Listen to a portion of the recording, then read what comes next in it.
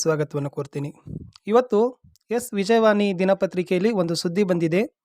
ಈ ವರ್ಷವೂ ಮಕ್ಕಳಿಗೆ ಸಿಗಲಿದೆ ಕೃಪಾಂಕ. SSLCಯಲ್ಲಿ -10, ದ್ವಿತೀಯ PUC ವಿದ್ಯಾರ್ಥಿಗಳಿಗೆ -5 ಗ್ರೇಸ್ ಅಂಕ ಅಂತ ಇದೆ. ನೋಡೋಣ ಏನಿದೆ ಸುದ್ದಿ ಅಂತ.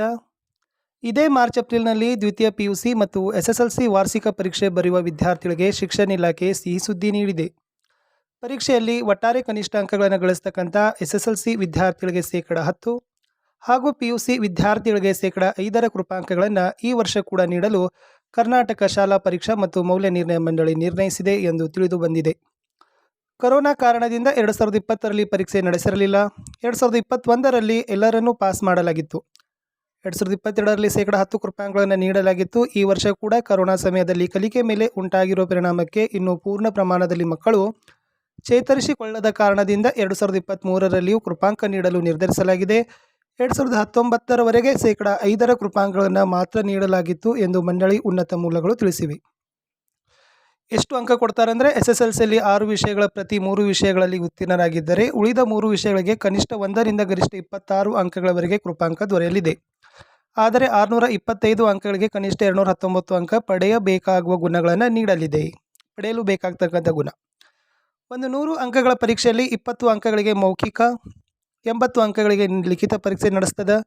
80 ಅಂಕಗಳಿಗೆ ಕನಿಷ್ಠ 20 ಅಂಕಗಳು ಪಡೆದಿರಬೇಕು. ಆದರೆ ಕೆಲವು ವಿದ್ಯಾರ್ಥಿಗಳು ಕೆಲವು ವಿಷಯಗಳಲ್ಲಿ ಹೆಚ್ಚಿನ ಅಂಕಗಳನ್ನು ಪಡೆದು ಕೆಲವು ವಿಷಯಗಳಲ್ಲಿ ಕಡಿಮೆ ಅಂಕಗಳನ್ನು ಪಡೆದಿರುತ್ತಾರೆ.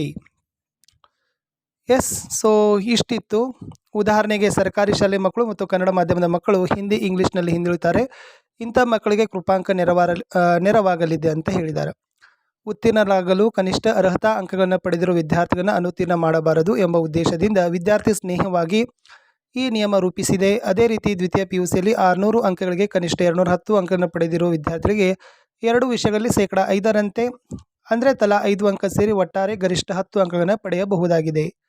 ಎಷ್ಟು ವಿದ್ಯಾರ್ಥಿಗಳಿಗೆ ಕಳೆದ ವರ್ಷ 40,000 ವಿದ್ಯಾರ್ಥಿಗಳಿಗೆ ಕೃಪಾಂಕ ಕೊಟ್ಟಿದ್ರು ಅಂತ ಕೊಟ್ಟಿದ್ದಾರೆ.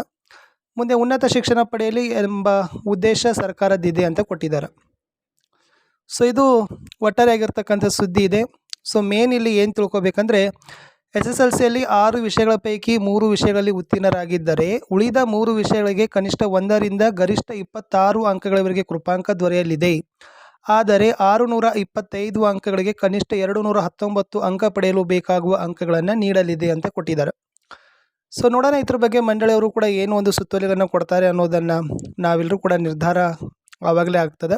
ಸೊ ಟೋಟಲ್ ಇದು ನ್ಯೂಸ್ ಪೇಪರಲ್ಲಿ ಸುದ್ದಿ ಇತ್ತು. SSLCಯಲ್ಲಿ -10, ದ್ವಿತೀಯ PUC ವಿದ್ಯಾರ್ಥಿಗಳಿಗೆ -5 ಕೃಪಾಂಕ ಇದೆ ಅಂತ. ಸೊ ಭಾಳ ವಿದ್ಯಾರ್ಥಿಗಳ ಕಮೆಂಟ್ ಇತ್ತು, ಸರ್ ಅದನ್ನು ಏನು ಗ್ರೇಸ್ ಮಾರ್ಕ್ಸ್ ಬಗ್ಗೆ ಹೇಳಿ ಅಂತ ಹೇಳಿದಾಗ ಸೊ ನ್ಯೂಸ್ ಪೇಪರ್ಲಿರ್ತಕ್ಕಂಥ ಈ ಸುದ್ದಿಯನ್ನು ಕೊಟ್ಟಿದ್ದೀವಿ. ನೋಡೋಣ ಮಂಡಳಿಯವರು ಕೂಡ ತಮ್ಮ ಸುತ್ತೋಲೆಯಲ್ಲಿ ಏನಂತ ಪ್ರಕಟಣೆ ಮಾಡ್ತಾರಂತ. ಅಲ್ಲಿವರೆಗೂ ಕಾದು ನೋಡಬೇಕಾಗಿರ್ತಕ್ಕಂಥದ್ದು ಮಾತ್ರ.